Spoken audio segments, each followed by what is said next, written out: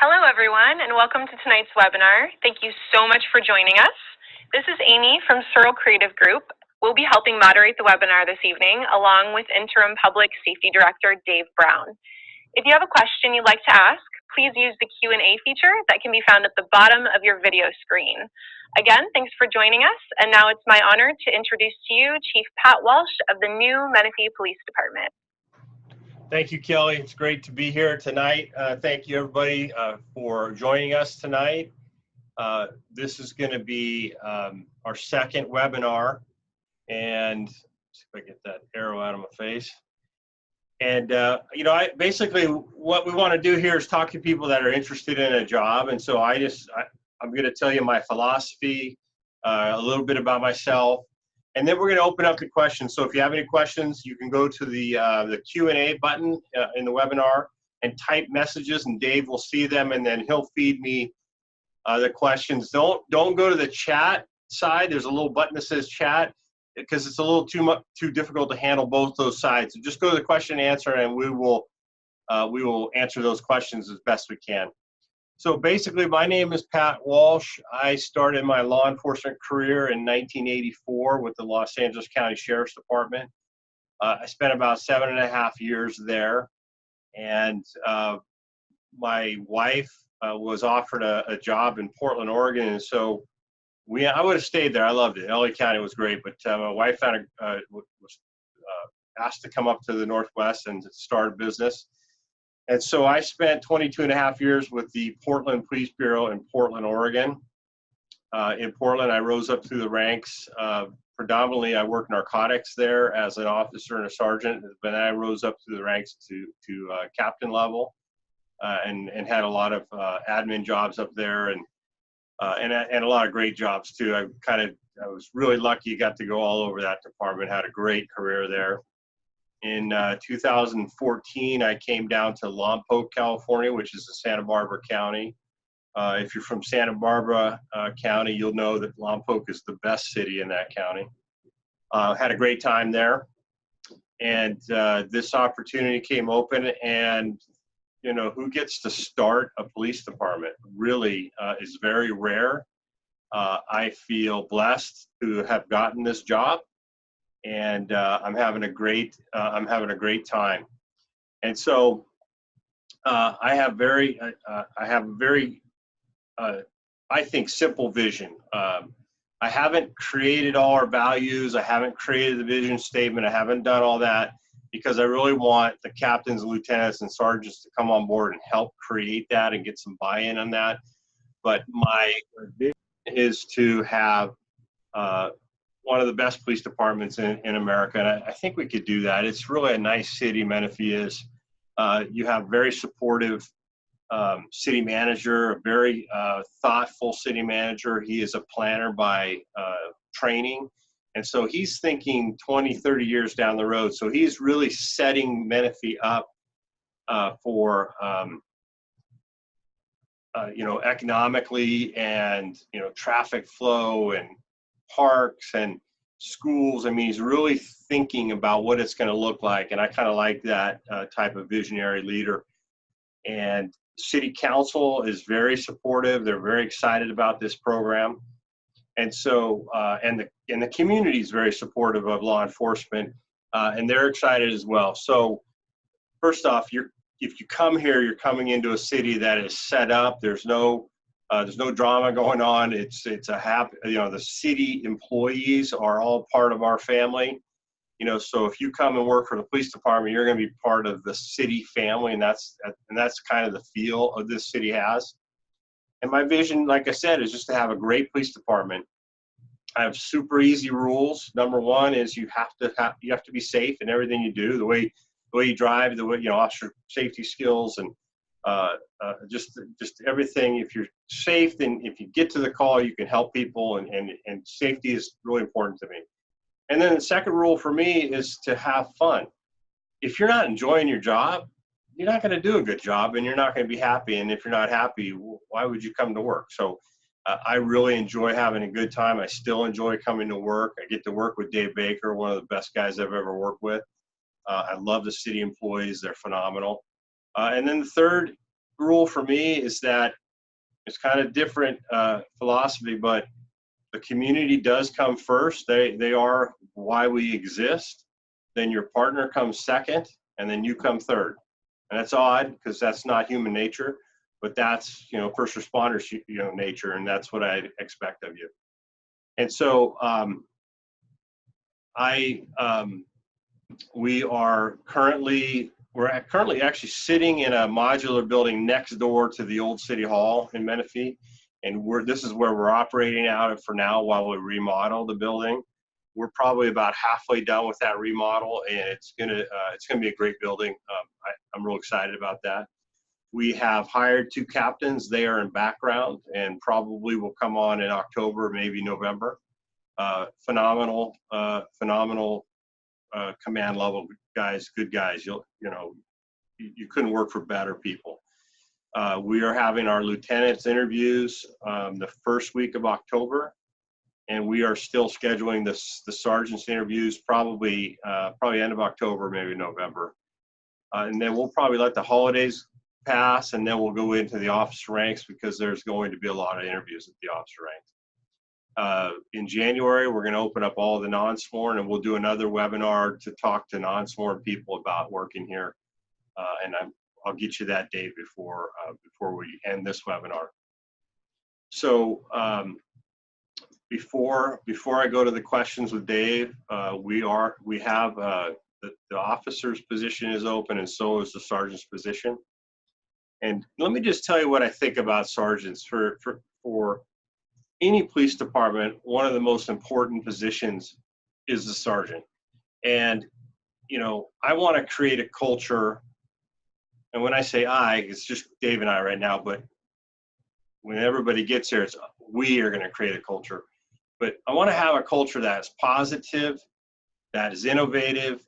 I want officers and anybody, any rank, structure, officers, you know, the professional staff, if they have an idea of how they think we should be attacking a problem, let's talk about it and let's try it. You know, I'm not a top-down person. I've been doing this a long time, and I have opinions and I have my way of doing things, but there's technology we can leverage out there. There are smarter people than me that I'm going to hire, and I want them to come in here knowing that they don't need to wait for somebody to tell them what to do. They got a great idea. Let's try it. You know, the city manager and myself are really into technology. I'm not a technology guy, but I'm into utilizing it. So, you know, automatic license plate readers, I'd love to have a big drone program. And any other technology, if you're when you come here and you're into that stuff, let's get you plugged in. I want a lot of people, not just 1 or 2 people, know how to do forensics on computers and cell phones. And I'm just extremely excited about the fact that we can have people come in here and really learn and dig in and use that stuff. And so I want to get back to the sergeant thing. So we're going to have 10 sergeants. And so this very simple vision of being an exceptional police department, you know, is going to come from myself, and the captains and lieutenants will carry that message to the troops. But really, at 3 o'clock in the morning, it's the sergeant who's really the chief of police at 3 o'clock in the morning. It is that sergeant that sets really the tone.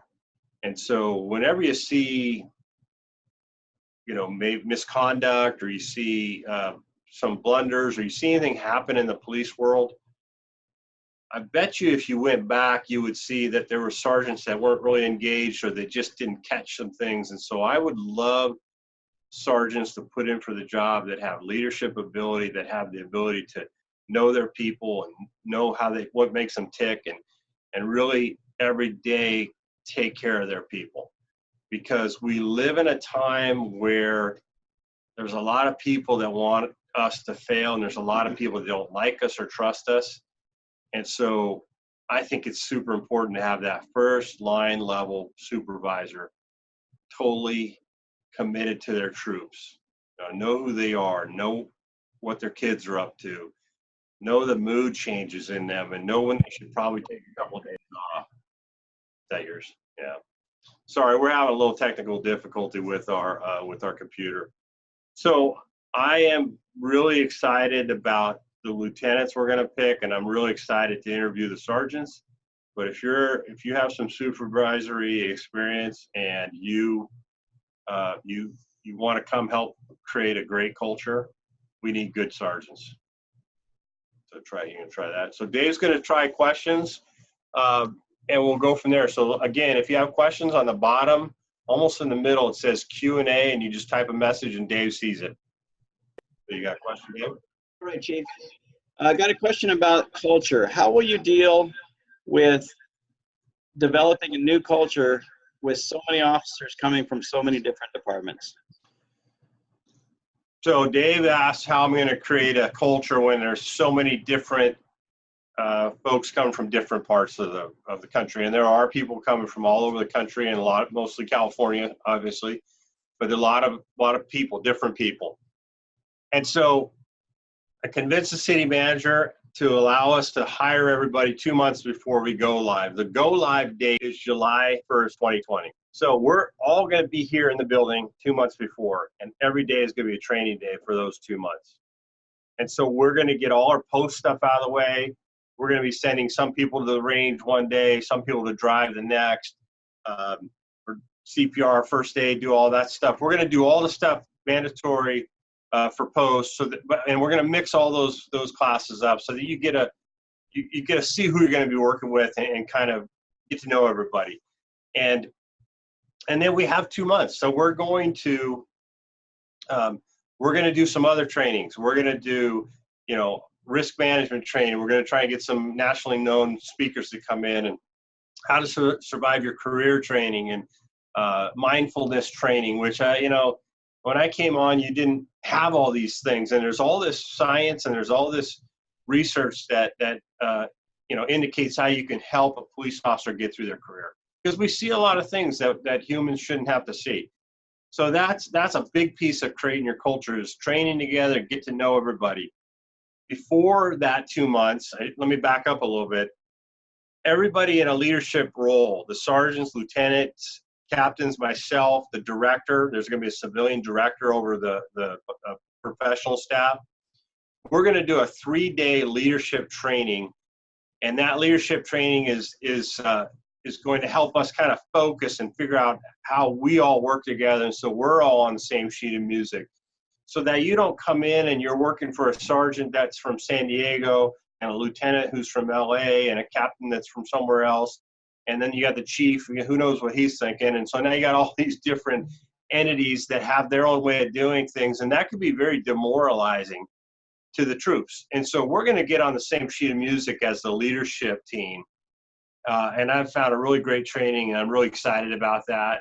And I think that will help smooth some of the bumps, because there's going to be bumps. There's going to be, maybe 3 people from a Orange County agency on a shift with a couple from LA County agencies, and they're going to do felony stops differently, or they'll do some, calls for service differently, or whatever.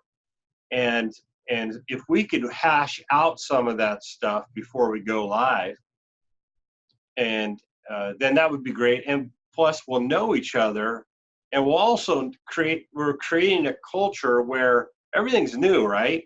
And so even, before we're paying attention, before July 1st we're paying attention, but I think from July 1st on, we're going to be a learning organization, and we'll be a little more open and receptive, because there is no culture here that says this is how we do it. So I'm really excited if we can create the mode that everybody is learning, and that maybe you can learn something from the guy that comes from San Diego, or maybe you can learn from somebody that comes from Pennsylvania or New York or something. I think that's pretty cool. Thanks, Chief. Is there a specific number of years experience or training that you're looking for in your sergeant candidates? So Dave asked if there's a specific amount of years or experience I'm looking for. Here's what I would say about the sergeant's position. If you're a corporal or sergeant, that's going to kind of help you. But if you're an officer, you've got a heck of a lot of experience, and you've done a lot of things, and you have some.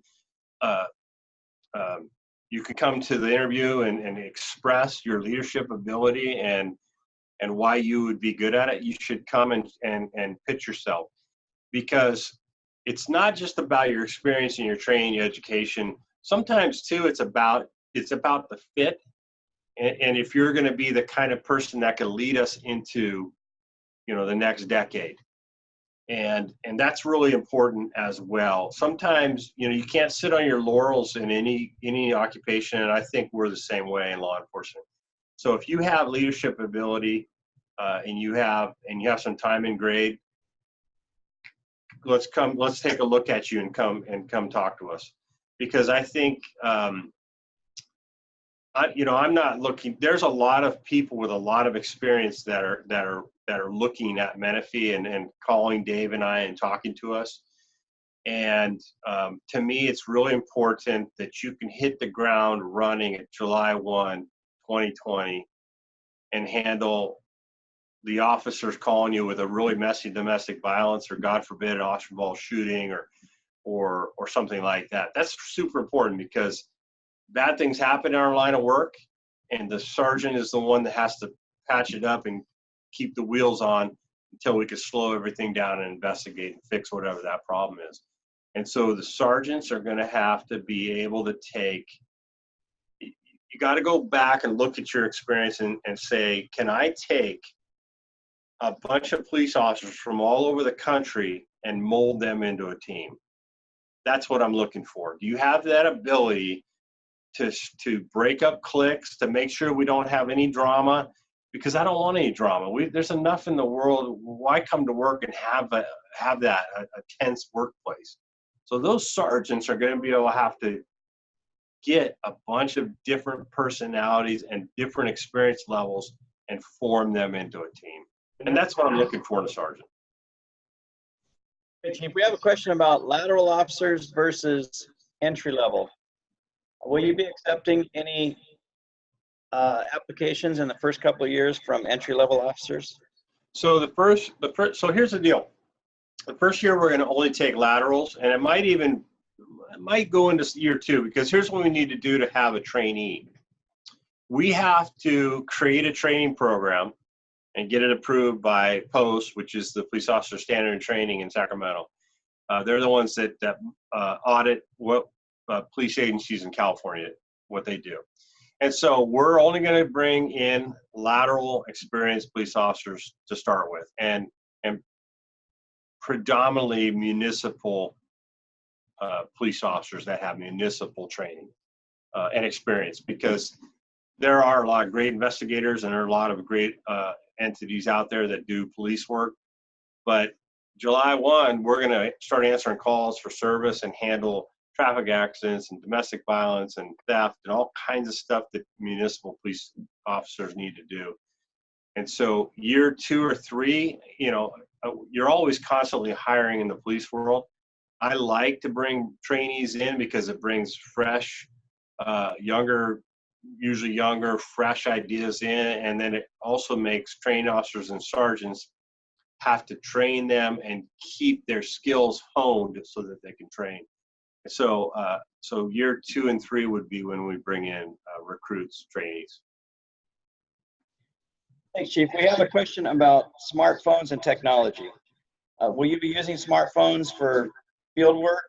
And what's your overall philosophy about technology in law enforcement? So yeah, we're going to have smartphones. It's funny when you budgets are tight for everybody, and so a lot of police agencies will still give you a flip phone because it's cheap, but might as well give you a brick phone then, in my opinion. I mean, you need a smartphone.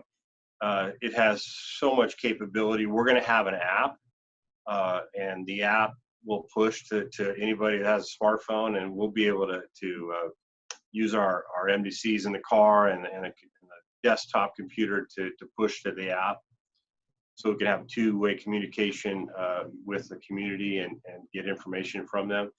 But I think it's really important that we have smartphones. One of the problems that law enforcement has is that we all have policies saying do not use your personal smartphone for police work, and guess what? Everybody does.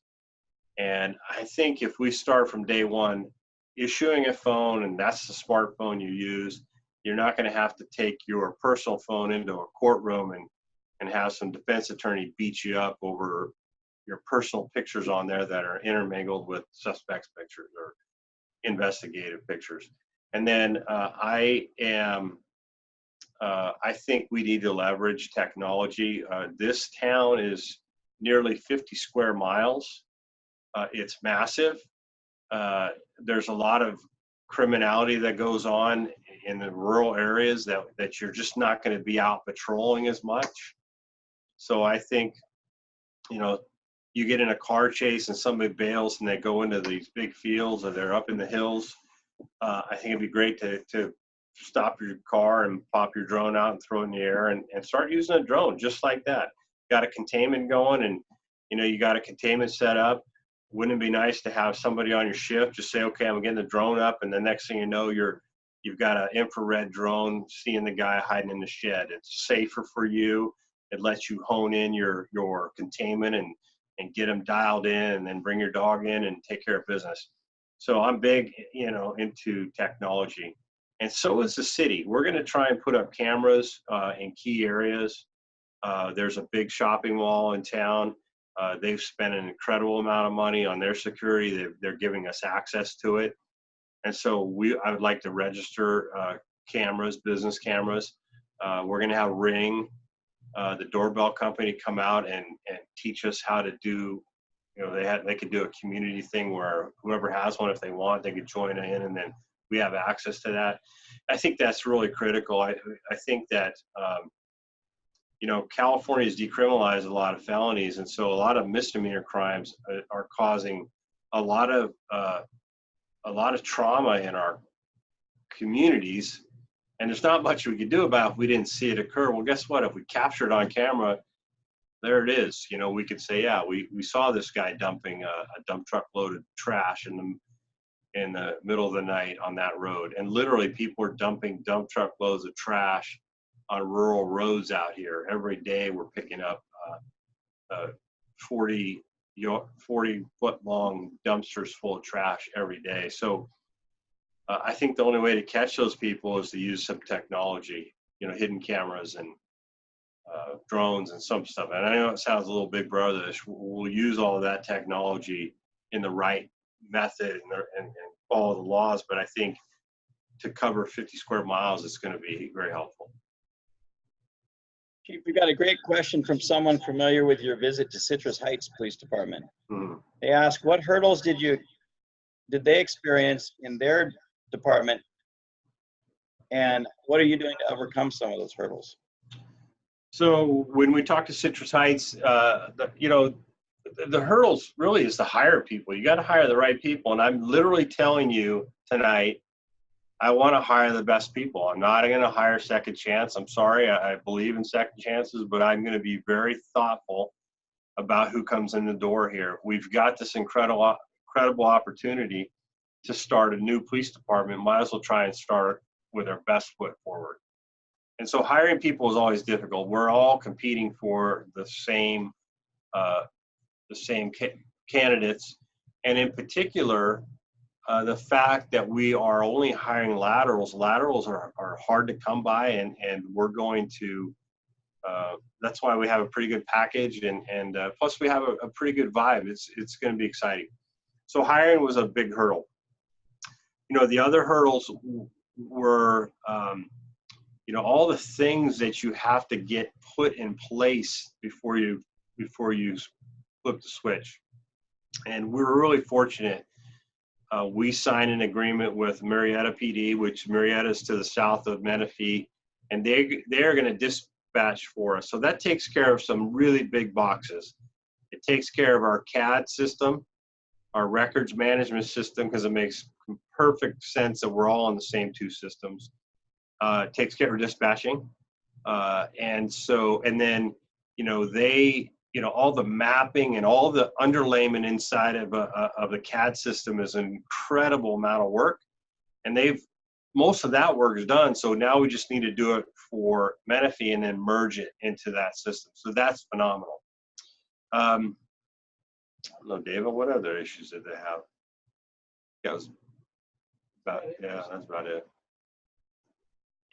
But here's the thing about Citrus Heights. Dave and I have them on speed dial, and we can call them and say, hey, we've got this issue. How'd you deal with it? And they remember, and they'll pick the phone up and they talk to us, and they've been awesome. We've been up there a couple times. And so that's the neat thing about Citrus Heights. You know, Marietta did this as well, but it's been a while. And Citrus Heights did this in 2006. So it's still fresh for them. And so we're really fortunate that they're available to us. Keith, what kind of resources will you make available to your officers to deal with mental health and stress on the job?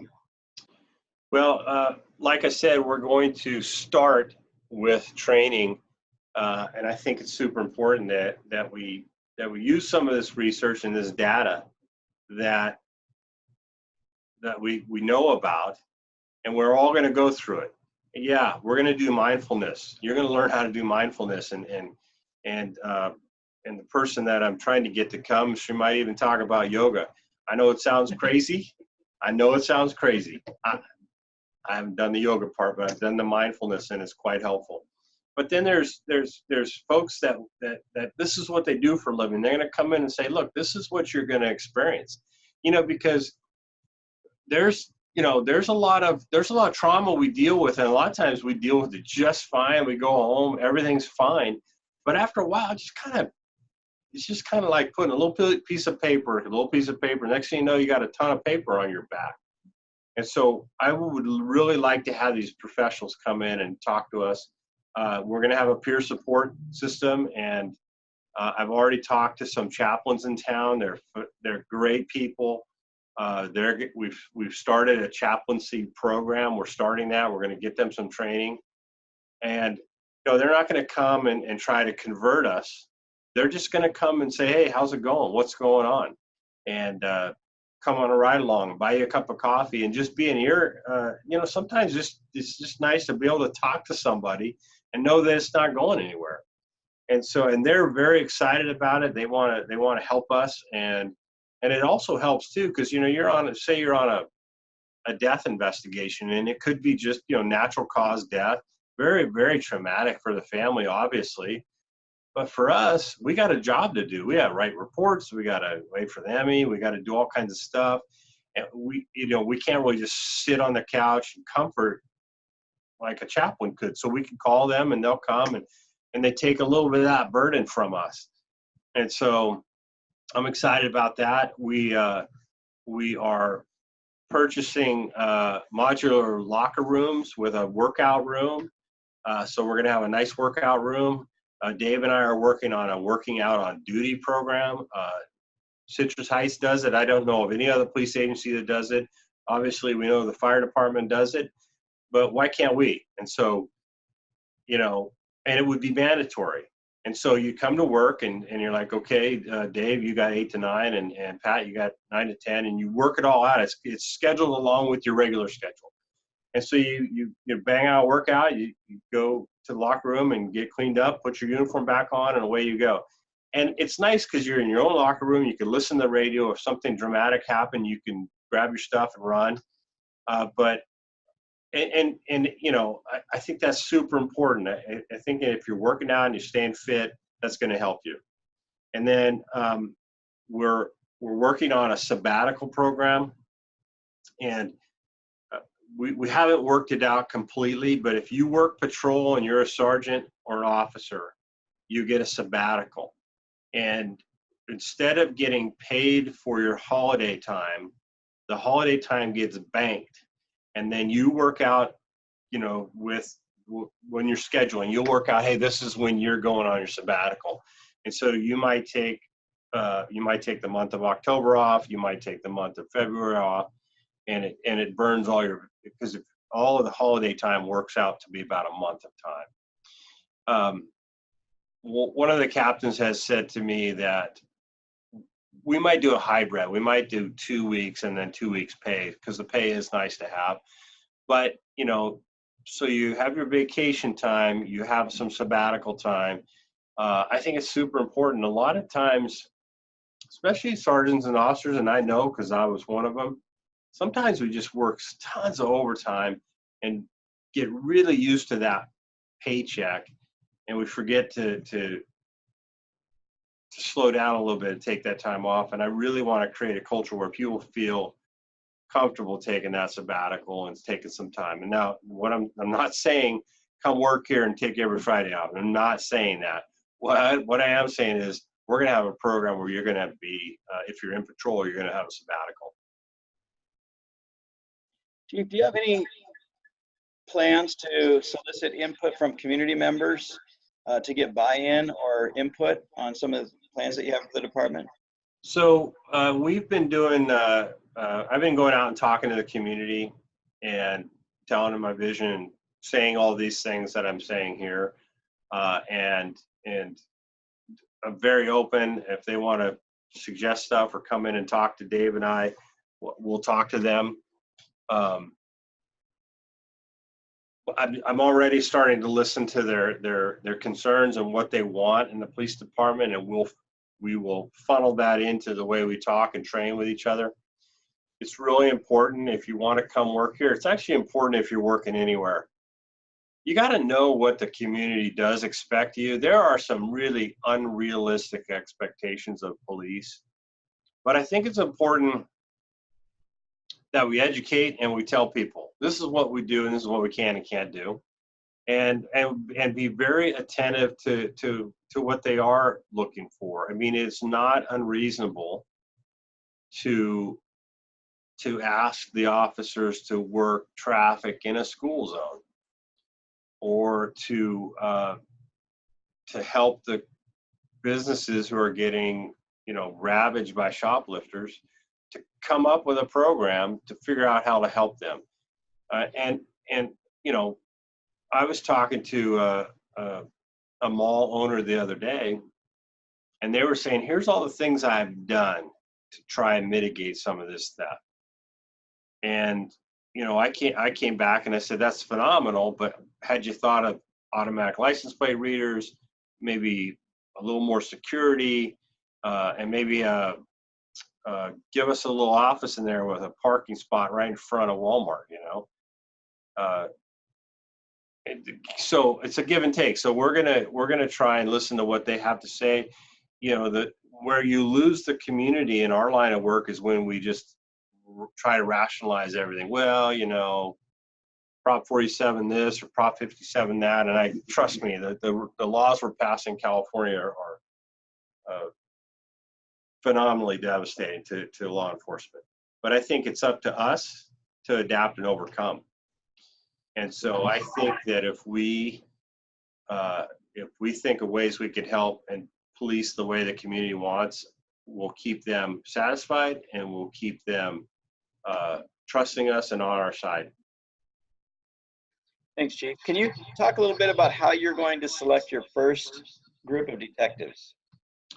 So Dave and I get this question on a daily basis. Hey, I'm a detective here. I'm a detective sergeant. I would like to come over as a detective. So what we're going to do is that first 2 months where we're training, the lieutenants and the captains and we're gonna look at everybody and look at their experience and really drill down and see what the best fit is and who should be the detective sergeant, who should be the first detectives, and who should be the first officers that are going to be working the problem unit. There's going to be a small problem unit, and so we'll make those decisions. So if you come here as a sergeant or an officer, you're going to come here as a sergeant and officer, and then we'll figure out where everybody goes from there. It's going to be tough because there's not a lot of seniority. There's not like seniority, and there's not all this history we have with each other where we can say, well, I know this guy, 20 years ago he started and he's done all these things, or this gal here has done X, Y, and Z. We're gonna have to figure that one out as we go. So don't expect if you come here as a detective that you're gonna get that job, but if you're a hotshot detective and you have a lot of experience, you got a pretty good shot of being one of the first ones. With the younger generation being so involved with social media, what do you expect the department? Do you expect the department will have a strong presence in social media for crime fighting and community outreach? Yeah, I think it's important that we needed to communicate on a lot of different levels. I have a little different philosophy when it comes to social media. I don't mind if the officers are posting and utilizing social media. I think the app we're going to use, you know, if you take a stolen bike and you have a picture of it, or you can get one offline and find one that's similar. I fully expect you to say, "Hey, I just took a stolen bike and it's from this location," and boom, push it out there. In Lompoc, when we did that, people in the community absolutely love that, and they want to help, and they help solve crimes. And so we're going to use that app. We're going to do a lot of outreach on all the different platforms we can. And you know, here's my thought about posting on social media. If it's positive and it puts us in a good light, I say go for it, because that way you're pushing out and people see, hey, oh, look, they're there in the park and they're playing with the kids, or they're, oh, look, that officer stopped at the school and look at that funny thing they did with the high school kids on their break, or whatever, you know, or you know, my thought process is, you know, a lot of these lower level crimes are not, you know, they're not going to get jail time, and basically a lot of them aren't going to really be held accountable. We're going to put their face on social media and say, these are the people that are stealing from Kmart. And I think that, you know, we'll be thoughtful about the way we do that, but I think it's important to shame some of these people, because you know what, it's not good to be a thief. And I really don't like them, and I don't like that they don't get held accountable right now. So we'll figure out a way to hold them accountable and make sure everybody knows. And that way the stores will have, you know, the 10 people we arrested on Tuesday for shoplifting, they can keep an eye out for those people when they come back. Great, thank you, Chief. A question about your professional positions, non-sworn. Will there be any opportunities for people without police experience, or will you only accept applications from those who've had experience working in a police department?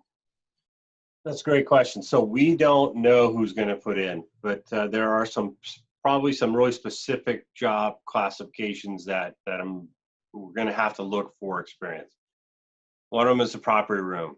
The property room manager, the civilian director of services would probably need to have some records experience or property room experience, because those two entities in a police department are technical, governed by lots of laws and rules. And so for those two higher positions, we're going to have, but there's, you know, administrative assistant positions, there's community service officers, which are out in the field and take theft calls and help with accidents and do a lot of stuff for us like that. We don't know who's going to put in for that either. But I'm assuming if we don't get the experience level at those levels, we'll have to look at and just see what kind of experience you have, and we might have to train you for some of those. But those top positions, services director and property room manager, pretty important ones. If we get two very solid people in that area, then they could train their staff. Hope that answers the question. Chief, how confident are you that you will reach your full staffing by July 1st of 2020? We're going to reach our whole staff by July 1st, 2020. Very confident. There's a lot of excitement starting a police department. This is the first city of this size to start a police department. So that's pretty cool. I mean, it's, you know, it's going to be about 100,000 people in the next year. We're at 94,000, 95,000. And so we'll have 100,000 people living here, and that's a big city. And we're the first police agency, the first city to do this at that level. And the excitement's there. A lot of people drive a long way to work. A lot of people live here and drive from here to go to work. I think we're going to do it. Matter of fact, I know we are. We have over 250 applications now, and we are hoping to get a lot more. And we want to go through all of those and pick the best people and go from there. Chief, obviously, only taking lateral applications from experienced officers, there are some concerns about whether or not the department will be contacted where the officer's from and confidentiality. Can you talk about that? Yeah, that's a great question. So Dave and I talk to people all day, every day, and we do not talk to anybody. I mean, it would be very unprofessional of us to call a chief and say, hey, so-and-so is looking at the department. What do you think about it? I mean, that would be wrong. And we're not going to do that. And so what we say, and it says on the application when you fill out the application, can we contact your employer? And we're going to, if we put you in background, we'll wait till the very last moment to contact the employer. And our background investigators have been told, please, you know, when you get to that point, tell the applicant, hey, I got to talk to your boss now. I'm going to call him on Tuesday so that you're ready. But Dave and I don't tell anybody. I have chiefs that ask me, hey, anybody from my department put in? I say no. And then I go to confession because I lied.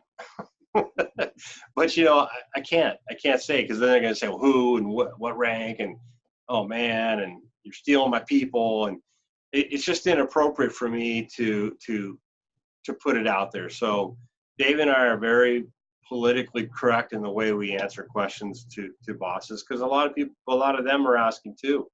A lot of them are very worried about losing their stars, and I get it. But we're not going to tell anybody. It's not professional. Chief, you've talked a lot about technology and training and equipment. Can you tell us, in your opinion, how committed the city really is to funding this department at the level it needs to be to advance and become one of the best in the area? Well, so here's what I'll say about the city. First off, the city managers, you know, they hold the checkbook. They're in charge of the city. They're the CEO for the city, and they're responsible for everything. And a lot of times they can be really intimidated by spending a lot of money, and police departments are the most expensive for any budget for any city. But that said, this city's young. It's 11 years old. It incorporated in 2008. And so we do not have a CalPERS, the California, the pension system for California is called CalPERS. And we don't have a bunch of retirees, and we don't have a bunch of money we owe back to them. We pay that off every year. Most cities in California have millions and millions of dollars of debt they need to catch up for CalPERS. So they are paying millions of dollars from their budget straight to CalPERS to catch up. And they have, I think, till 2033 or something to pay off of their liability to CalPERS. We don't have that. Every year, the city manager has vowed to pay off any of that. So we don't have that huge looming debt. We have a Measure DD, which is a 1-cent sales tax for public safety, which is phenomenal for our city, because that money has to be used for public safety. And so we are starting a police department. CAL FIRE is the fire department. They are fully funded, and they just bought a brand new truck. It's pretty amazing. We are building overpasses, and you don't see cities building cloverleaf overpasses, and we're building one right now. We finished one, and we're going to start another 2 more bridges coming up in the next couple of years. So we're committed to making our roads safe and our traffic pattern flows safe, and we're actually going to save money by starting our own police department. So why wouldn't you start your own police department, have your own local patrol, and save money doing it? Even buying all the equipment and the cars and remodeling our building and hiring people, we're still going to save some money, because the sheriff's department is a big department, and it's pretty expensive. It's pretty expensive to contract anyway, so we're going to save money. And then let me just say another thing about the city's commitment. They understand that we cannot offer 3 of 50 for CalPERS because we never were a public safety entity. So to counter that, you know, you're going to get money that goes into your deferred comp. You're going to get a you know, $5,000 sign on and then a $5,000 a retention fee on your anniversary every year. So that's, you know, that's a minimum $8,000 a year you're getting that to me, you could put that in your deferred comp and it's pretty nice. You can take care of your retirement needs with that money. And I think that's a big commitment. You know, a lot of cities will give you a sign-on bonus and they'll stage it over a couple of years, but then it's over. And ours is a retention bonus. So I think that says a lot of the city that they're willing to do that. And I like that they're also putting in makes a lot of you procrastinators out there create a deferred comp program for yourself. When you go to work and ask your coworkers if they have deferred comp, I bet you half of them say, yeah, I've been meaning to do that. You got to do that because all of a sudden you're going to be my age and you're not going to have this big bucket of money that you could have if you started 15 years ago. So the fact that Menifee is going to say, open a deferred comp because we're going to give you money to put in it every year. That's pretty cool. Chief, with Menifee being such a fast-growing and vibrant community, do you have any plans for alternative patrol methods like bike patrol, motorcycles, and off-road vehicles? So that's funny. Dave and I stopped in off-road motor place today, and I couldn't get Dave out of there. I don't think his wife knows he bought something today, but anyways. Yeah, I think it's imperative that first off, that half the roads in Menifee are dirt. Not, you know, you drive around, you're not going to see a bunch of dirt roads, but there's some rural roads that are really long and dirt, and there's some hills, and when it rains, it gets pretty tough, and there's some dry gulches that we need to get into. So we're going to have off-road ATVs. We already have 5 motorcycles from the sheriff's department. When they leave, those stay with us. So we have motors. We're going to have bicycles. If I can work in the bicycle training for everyone when they come here before July 1, that would be great. Because it's great. Think about this. You're a sergeant and you come to work and it's kind of a slow graveyard shift. And how about this? Hey, you know, grab 2 officers. Hey, why don't you go grab the bikes and go out to this community where we're having car prowls and just roll around on a bicycle. There's nothing funner than doing that at 3 o'clock in the morning. You and your partner on a bike. Nobody expects the police to roll up on you at 3 in the morning, and you're going to catch knuckleheads. And so, yeah, we're going to have bicycles and motorcycles. I don't know yet if the technology is good enough, but I looked at battery-operated motorcycle dirt bikes. They were fun to ride, but they were quiet. And it would be nice to have those to cruise around into, 1 or 2 of those as well. So yeah, and again, I want officers, I want you to come here and say, this is how I think we should attack this problem, draw up a mission, and away we go. And let's talk about that. I didn't talk about that schedule yet. So the schedule we're going to have is a 410 for everybody that works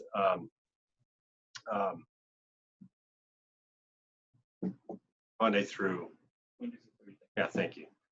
410, Monday through Thursday. So you have Friday, Saturday, Sunday off every, Oh, there it is. Thank you. So you have Saturday, Sunday, Monday off every week. That's pretty cool. And we'll cover the 24 hours on that 410. And then the folks that work weekends will work Friday, Saturday, Sunday, and they'll work a 12-hour shift. And they'll owe the city 10 hours a month.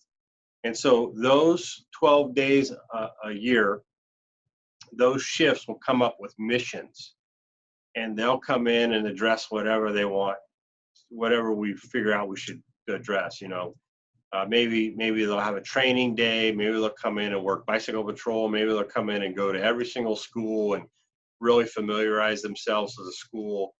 Maybe they'll do a traffic mission.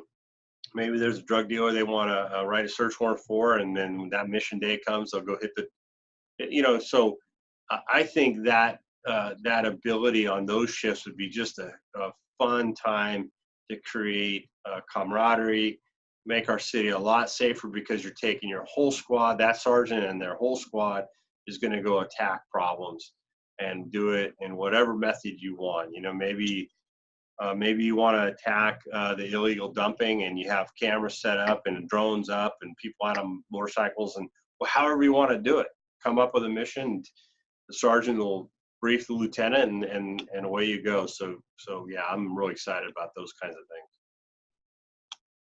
Similar question. What about rotations for special assignments like traffic and detectives?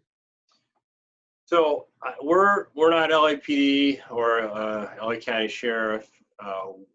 So I think it's important that there's some rotation. And I know when I was working narcotics, I hated that, and I thought the chief was an idiot for having it, because I want to stay in narcotics the rest of my career. But you know, I think a 5-year rotation, and at 5 years, we look at, say, let's talk about the detectives. So all of you are going to come in, the first detectives, and they're all there for 5 years. Well, we can't push them all out and bring all new ones in unless we have experienced detectives we can replace them with. So we'll probably stagger a couple there, right? And so, and then after a while, it'll be that way. And so it'll be 5 years, and maybe we'll let somebody stay 6 so that somebody can get up to speed, and then that person goes out, and so that there will be a 5-year, in my opinion, 5 will be the number, and then with the opportunity to ask for a year extension.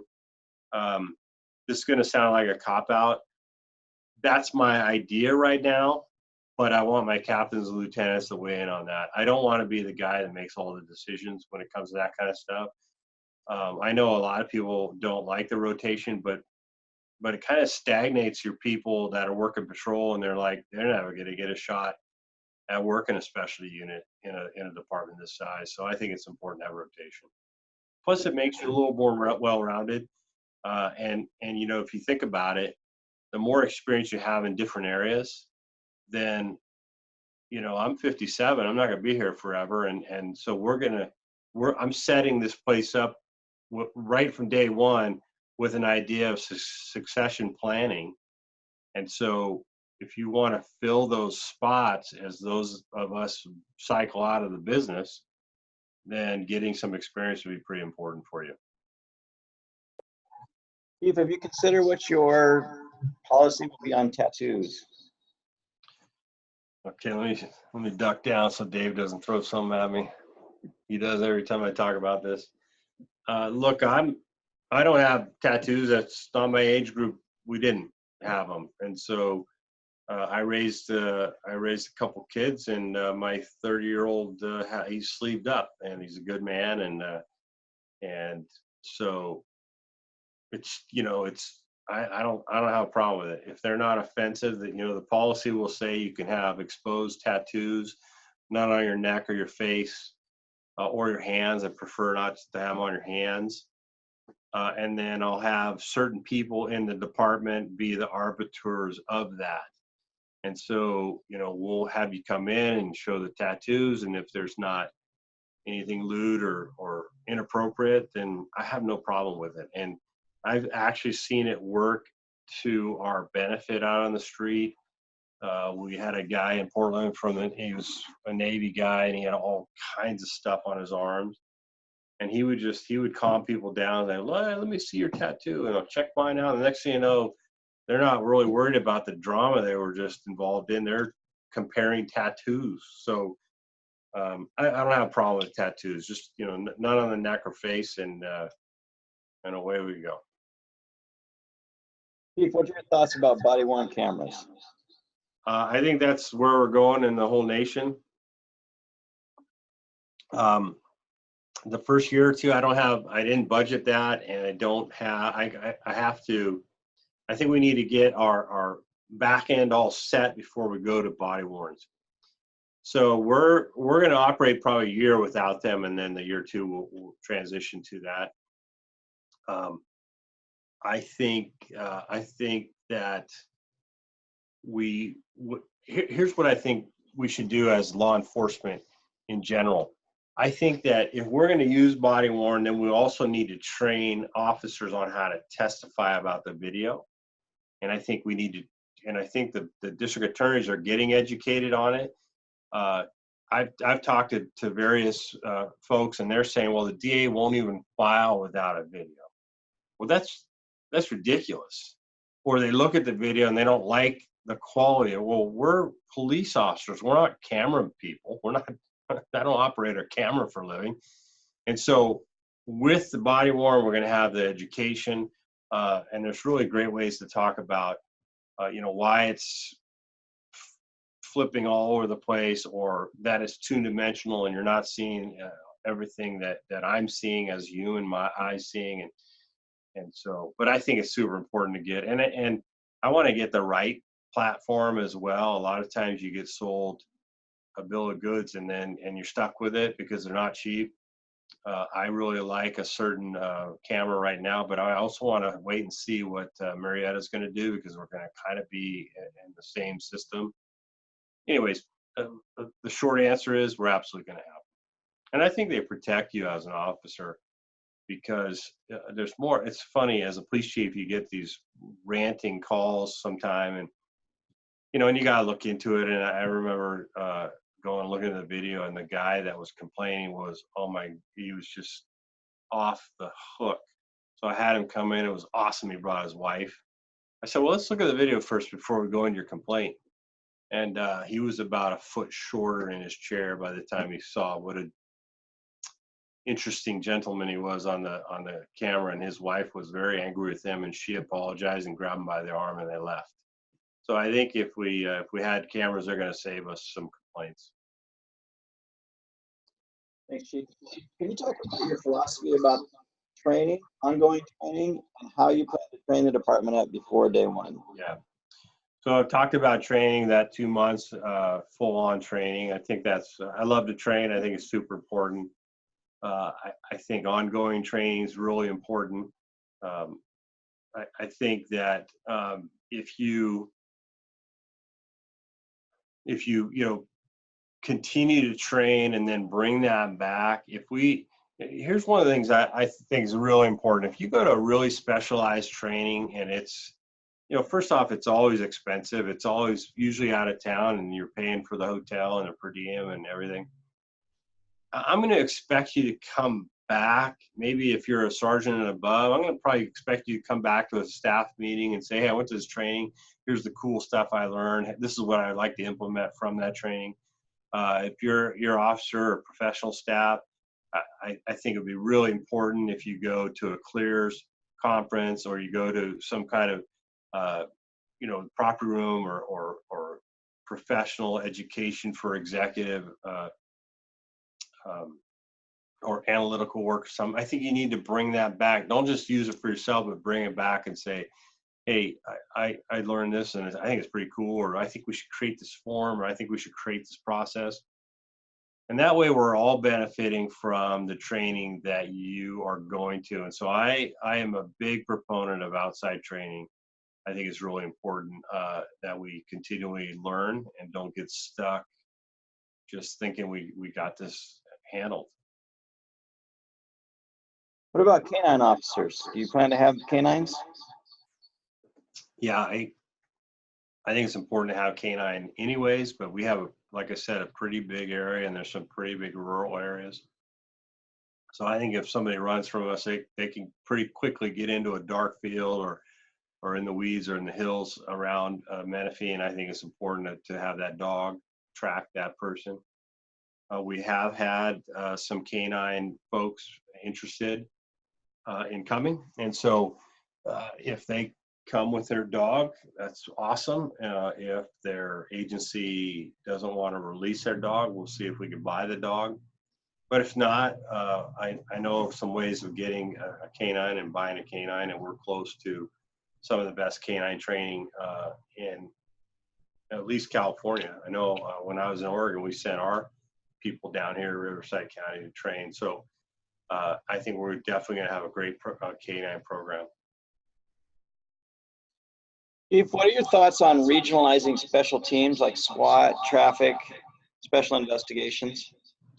So first off, I just, I think we're not big enough to have our own SWAT team. We probably could pull it off. Here's the problem when with a department this size, if you had your own standalone SWAT team, they got to train every month. They got to train 2 days every month. They just have to. And a lot of agencies have gone down to 1 day a month. I just don't think that's enough training. And so that is a lot of people to take out of your workforce to train. And that's a lot of backfill overtime. And it's a lot of disgruntled people because, hey, what do you mean? I can't get the day off to go to my kid's birthday party because SWAT's training. I'm getting force hired. I mean, that does create a little animosity. And so I've already talked to the chief in Marietta, and I've talked to the chief in Hemet, and they have a regionalized SWAT team. They both have a team together.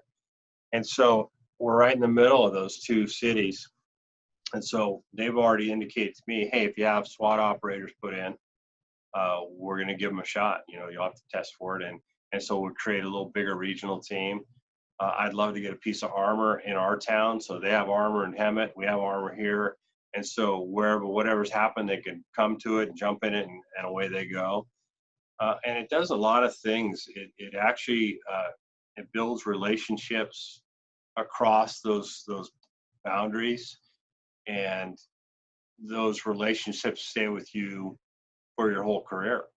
And if you go up the ranks, you're going to be lieutenants and captains and chiefs with guys and gals that you were on the SWAT team with, and you'll never forget them, and you'll be good partners. And so, and you'll learn stuff. You'll learn stuff from the Hemet cops, and you're going to learn stuff from the Marietta folks, and vice versa. And I just think it's great. And so I think that's important. I think the gang teams in this county are amazing.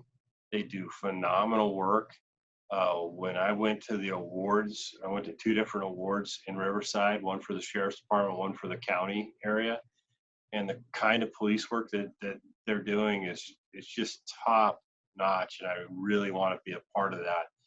I really want to put officers on those gang teams and the auto theft team.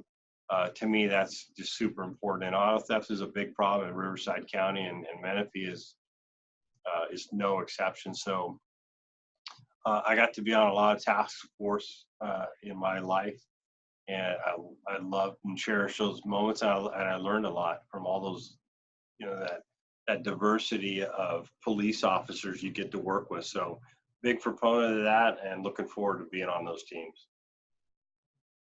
Chief, has the city given any indication that they'd be willing to pay for a residency incentive so that your officers live in the city? And what are your general thoughts on officers living in the city that they police?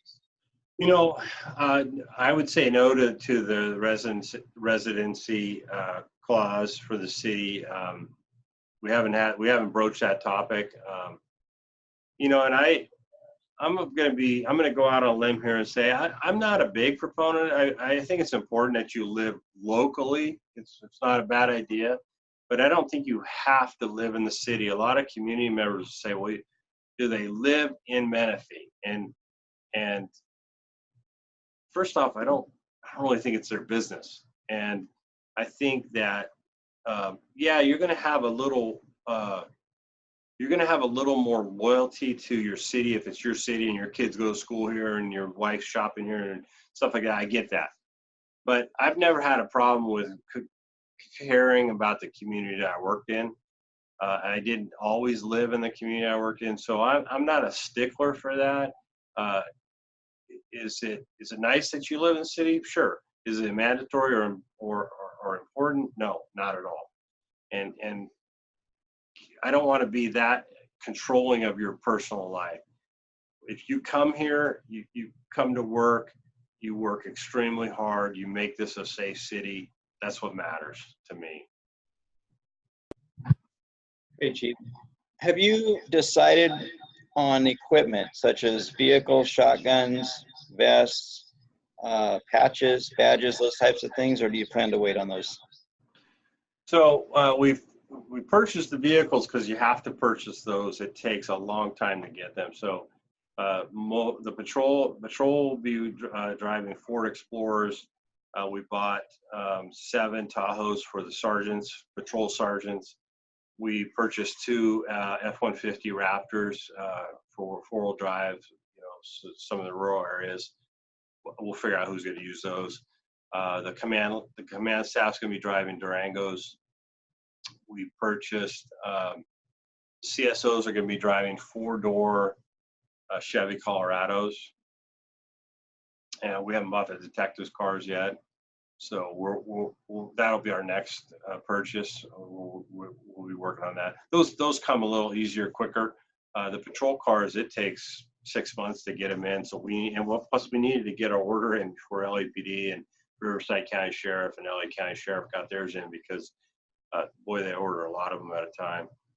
As far as the weapon system, I've been shooting since I was a kid. I'm not a gun nut, but I'm proficient. So I haven't decided what sidearm we're going to carry, or we're definitely going to have AR-15s. The jury's out on shotguns for me. I'm an older guy, so I like the shotgun, but the rifle's pretty. It's exceptional platform. But I really want my lieutenants and captains to come in, and hopefully one of them is going to be a firearms instructor and have really strong opinions and come up with an idea of how to deal with that. So again, I'm not punting on that question. I just, Dave and I are, this is it right now. It's just Dave and I, and we're trying to put the place together, but some of those policy and equipment needs, we're waiting to get some staff so that they can say, what if I buy a bunch of Glocks and I get a premier lieutenant that's a firearms person and says, wow, that's just not the gun I would have gone with. So I'd like that person to come in and say, hey, Chief, here's what I think we should do and why. What else is there? Another question about cars, weapons? That was it. That's it. Okay, thanks. Chief, we got a couple of questions on take-home vehicles. Do you have a philosophy on take-home vehicles, and do you plan to use them? So I think it's really important to have assigned vehicles. The first year we won't have enough, but the assigned vehicle program is pretty important to me. But with an assigned vehicle comes responsibility. So you've heard of keeping the blinders on when you go to work and come back. Well, you're not gonna keep the blinders on if you're in full uniform and you're in a police car. Matter of fact, there's nothing more frustrating to me to have an officer drive by something that they could help handle. That's our job, right? And so if you look at that, if you're driving 15 minutes across town home and 15 minutes to work from home, that's 30 minutes of patrol time we get out of you every day. No, I'm not going to pay you overtime unless you get into something crazy, and I get that. But that presence actually makes a difference. And so that's something that I will have to go to the city manager and convince, but I think he's pretty reasonable, and he'll probably go for that. The first year we got to see what the vehicle ratio, what it looks like with the shifts we've created, and we'll have to massage that, but and then the following budget year we'll have to get enough cars to deal with that. But I think that's really important. I think detectives should take their cars and have all their gear ready to roll. There's nothing, you could get pretty frustrated as a patrol person calling out detectives, and they have to drive to the station, grab all their gear, put it in a detective car, and come. They could spend 30 minutes at the station when they could have been helping you, so you can go home or you can go write your report. So I think it's important that detectives are ready to roll, and yeah, so I think it's really important to have it. And the studies show that if you're assigned a car, you take care of it better and it lasts a lot longer. If we hot seat these cars and run them 24 hours a day, they don't last 4 years. They break down, and the mechanics are wondering what we're doing to them. We're never turning them off. That's what we're doing to them. And so if we have enough cars to assign them, then we'll have the cars a lot longer, probably about 2-3 years longer than you normally would. Chief, we got a couple of questions about mutual aid. Do you have plans to work with the neighboring agencies, and what facility will you use for your range? So right now we're going to use Hemet's range. We have a good relationship with Hemet. I don't know why we do. The former police chief is sitting across the table from me. That's great. We could use their range. It's a great range. They're gearing up to do all of our firearms training for us. And yeah, we're going to do a lot of mutual aid. You know, Marietta to the south, we have the same dispatch center. Dispatch is going to be able to see where we are. So if we're close to the border and the Marietta guys ask for cover on a traffic stop, guess what? You're going to go to that traffic stop in Marietta, and vice versa. And there's domestic violence in our town, and they're closer. They're going to come back you up until your backup can show up from Menifee, and that just makes sense. You know, we have this phenomenal technology that the dispatchers know where we all are all the time. It'll be a lot better to have the closest police officer back you up, and so we're gonna have a very close relationship with Marietta. If we have a SWAT team, if we have members that are on the team that Hammond and Marietta on, obviously we're going to go back and forth. We're going to go help them with search warrants in Hammond and Marietta. The sheriff borders 3 of our borders, so we're going to work with the sheriff's department, and they've been policing Menifee since Menifee's been a city, and so they have a vested interest in it, and they have a vested interest in the county area all around us. So we'll be backing them up, and vice versa. I'm working on officer involved shooting protocols, and so is the district attorney. So that'll be worked out by the time July hits, and yeah, we're going to be working closely. And we have a great relationship, by the way, with the sheriff's department, and we're going to keep it that way because we need them, and they're going to need us, and we're all brothers and sisters in my book. All right, Chief, we have a couple more questions in the queue. I just wanted to remind everybody we've got about 15 minutes left. If you got a burning question, click on that Q&A button and submit your question. Chief, there's some concern out there about the staffing ratios. In the first year, 58 sworn with almost 100,000 people. Can you talk about your ideas about staffing and how you're going to increase the staffing over the first few years?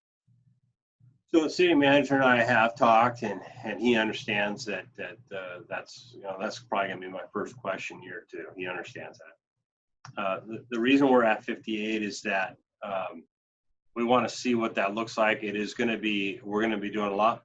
We're going to have a lot more patrol hours than the sheriff does now. So we wanted to see what that looks like. And this configuration that we put together, this 410 and this weekend shift, with those mission days, with the problem team that can go address problems with the detectives, we just want to see, you know, if you start too big, you might be stumbling over each other. So we want to see what that first year looks like, and we want to gather our statistics. So we're going to be very diligent to document what we're doing, so that we can utilize that data to figure out what we need. It's really unique that we're starting a police department, and we have to try to gauge what we think it's going to take, and we don't have the data. I mean, we had to create a budget out of thin air. There was nothing really to go off of, and so we're going to start with that number, and we're going to see how it works out. And then we'll go from there. If we have a question about dispatch, how are we going to dispatch our units, and what's that relationship look like? So Marietta PD is going to dispatch us. They are currently remodeling their dispatch center to house the dispatchers for Menifee. They will cross-train all of them. And they're going to add, I think, 5 additional stations for the dispatchers. And so, and those are their employees. The dispatchers are their employees, and so they'll determine who's going to dispatch from Marietta and who's going to dispatch from Menifee each night. And so that's how we're going to be dispatched. And they have open positions right now for dispatcher. It's a phenomenal dispatch center. Very professional, very updated. It's a really nice facility, a great place to work. Marietta is. So I'm really excited about that. And what was it about? What was the question? Just how we're going to be dispatched, is it? Yeah. Yeah. About that relationship. Yeah. And so we have a really good relationship with Marietta right now. We signed an MOU with them. We took months to draft it and to figure out what, what we pay and, what they're going to provide and all those things. And there's a lot more moving parts to a dispatch center than you would imagine. And I cannot say enough about the chief and his captains and his staff there. The dispatch staff are phenomenally smart and very committed and very patient. They were very patient with Dave and I through this whole process because we had to figure out everything, every piece that we needed to make this happen. And it is going to be seamless. I'm really excited that our maps are going to, look, they're going to be able to look at both sides. They're going to be able to see what we're up to and dispatch us in a way that from day one, it's going to be top-notch dispatching. You know any dispatchers? We actually posted it on our website, but Marietta, it's on their website as well. And Chief, what's the website for Menifee PD?